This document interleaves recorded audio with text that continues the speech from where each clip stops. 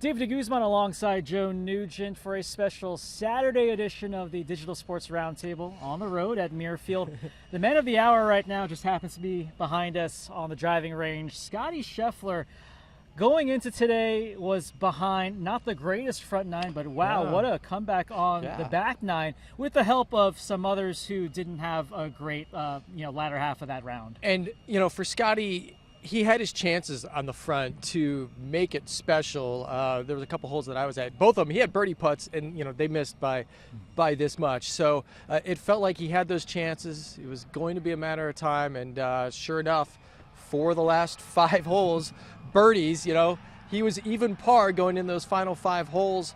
With those 4 birdies, he shoots a 68. That's his best round this week. He had a 70 on Thursday, a 70 on Friday, and well, the guy who won last year is now leading the tournament. And this seems to be very typical of Scotty Scheffler, peaking at the right time and going into Sunday pretty much with the momentum that he needs. So we will see how he does. But now chasing Scotty Scheffler is the guy that was in the lead, after 18 and then shared the lead after 36. Ben Griffin, he had a spectacular middle part of his third round with back-to-back-to-back birdies, but then the next 2 holes kind of betrayed him a bit. Yeah, and at that point where he went on that run at 6, 7, and 8 with those birdies, nobody near the top of the leaderboard was really making a move or doing much. He was the only one. So at one point he built a 5-stroke lead. He was at 10 under. Second place was at 5 under. And you're like, well, this dude might win back-to-back tournaments, going back to last week. But, then 4 bogeys starting at 9, 10, 11, and 12. Bogeyed the 18th as well. He played the 18th in a tie for a lead with Scotty. So really for the first time this week, we saw him flinch, falter a bit. Falter. And it's funny how one stroke can really make a difference. I think the feeling of Sunday would be so much different if they were tied going into the final round, but instead you bogey on 18 and all of a sudden it really changes the dynamic of how you enter Sunday, because now you're behind and now you have to catch up with Scotty Scheffler. A couple guys though who are kind of dark horses into Sunday, they might make a run at trying to get that tournament title. Yeah, no doubt.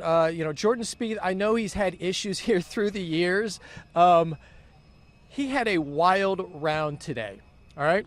6 pars, 6 birdies, 6 bogeys. That's an even par 72. And, we know Jordan, is a great golfer, of course. So he's a guy that's probably not going to have 6 bogeys tomorrow. So if he can sort of replicate the rest of it, he could put himself in position to, be in that discussion on the back nine. He'll come into it 5 strokes back. So, he has a lot of room to make up. Nick Taylor from Canada, who was in the final group today with Ben Griffin, he didn't do much until the 14th. Had an eagle at the par 4 14th, the short par 4. So, Nick's right over here too, working.